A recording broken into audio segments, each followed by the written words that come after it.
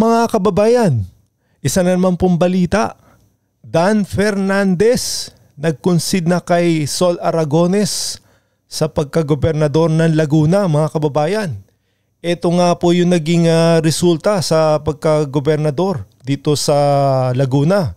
As of 10:11 PM, ito po, lamang na lamang po si Sol Aragones ng 600,000. Kumpara nga dito kay Dan Fernandez, kung makikita nyo sa taas, yan, 273,000 lang po ang kanyang boto. Naku po, isa na po to, mga kababayan. Alam nyo na, dahil nga deserve nga ba nila sa mga pinaggagawa nila dito sa Quadcom, mga kababayan. So, 1 down na, mga kababayan. Ito ang naging resulta, mga kababayan natin, dito sa Laguna sa pagtakbo nga na itong gobernador. Ito, as of 10:11, 27 minutes ago lang po, narito ang partial unofficial result ng gubernatorial race sa Laguna mula sa Commission on Election sa pakipagtulungan ng Kapisanan ng mga Broadcaster ng Pilipinas, KBP. So basahin po natin itong mga naging komento ng mga kababayan natin. Yan kasi Dan, pinulot ka tuloy sa kangkungan. Yan ang mensahe ni Fernand. Ito naman si Krisha. Congrats, Ma'am Sol. Patay ka na Dan. Humana ka na. Yari ka, lintik ka na walang ganti. Naku po, mga kababayan. Yan nga. Ano ibig sabihin yan? Siyempre, naniniwala ho tayo sa mga karma, di ba ho? Mga kababayan. Ang layo ni Dan. Tapos layo ni Boy Google, Lampaso. Ni Boy Google daw, mga kababayan. Congratulations, Government Sol. Yan po. Tapos ito nga po yung naging tugon niya sa pag-concede niya, mga kababayan, dito sa kanyang sinabi. Yan. Sabihin niya na eto maganda. Ito po yung mensahe ni Dan Fernandez, mga kababayan. Basahin po natin ha. Sandali lang po. Ito. Magandang gabi sa lahat ng mga nagtiwala, sumuporta at patuloy na nanindigan kasama ko. Taos puso akong nagpapasalamat. Hindi man natin nakamit ang tagumpay sa eleksyon na ito, mananatiling buo ang aking panindigan at pagmamahal para sa ating lalawigan. Hindi rito natatapos ang ating layunin. Patuloy ninyong maasahan ang aking suporta para sa mga nagwagi at sa mga magwawagi para sa kapakanan ng buong Laguna. Sa anumang paraan na kaya ko, mananatili akong lingkod bayan, hindi man sa pwesto kundi sa puso, kilos at paninindigan. Ipinaabot ko rin ang aking pagbati kay Government Sol Aragones sa kanyang pagkapanalo, naway maging matagumpay ang kanyang pamumuno at magsilbing daan tungo sa mas maunlad at mas pagkakaisang Laguna. Muli, maraming salamat mga kababayan kong Lagunense. Dan Fernandez with Sol Aragones. So ayan po mga kababayan, ito mga mensahe ng ating mga kababayan. Ang sinabi, marami kayong bagsak.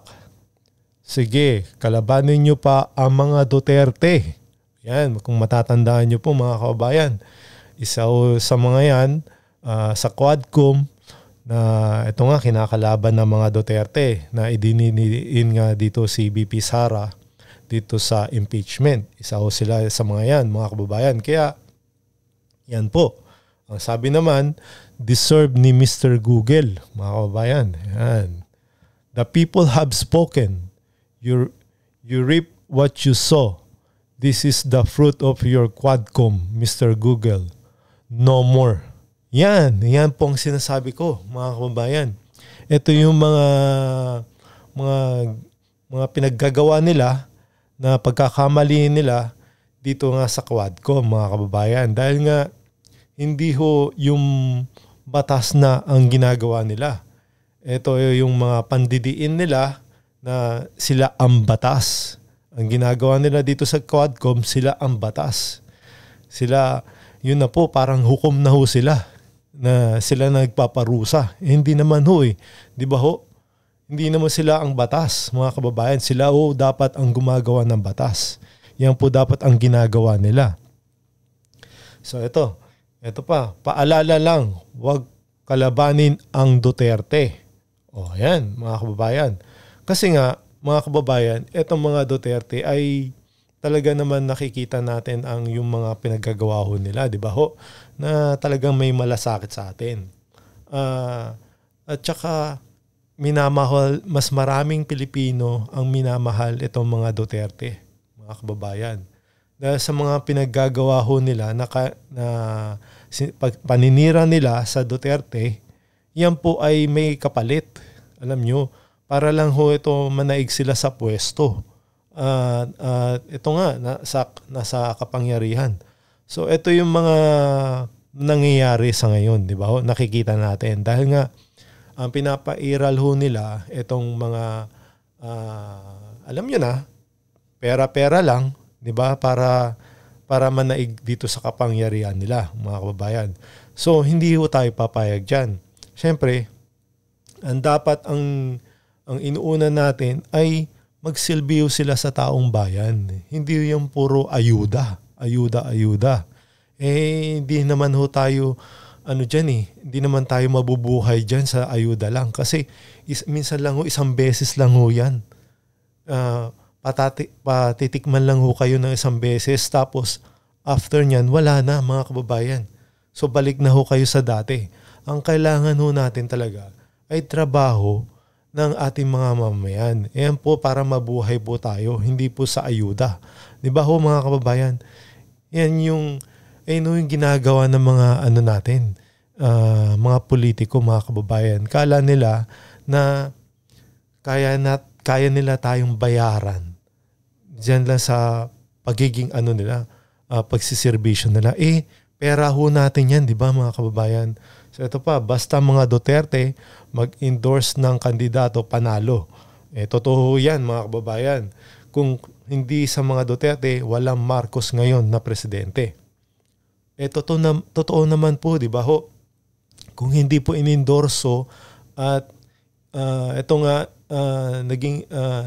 si VP Sara Duterte, nakipag-unity team dito kay Bongbong Marcos, hindi mo talaga mananalo yan kundi dahil kay VP Sara Duterte.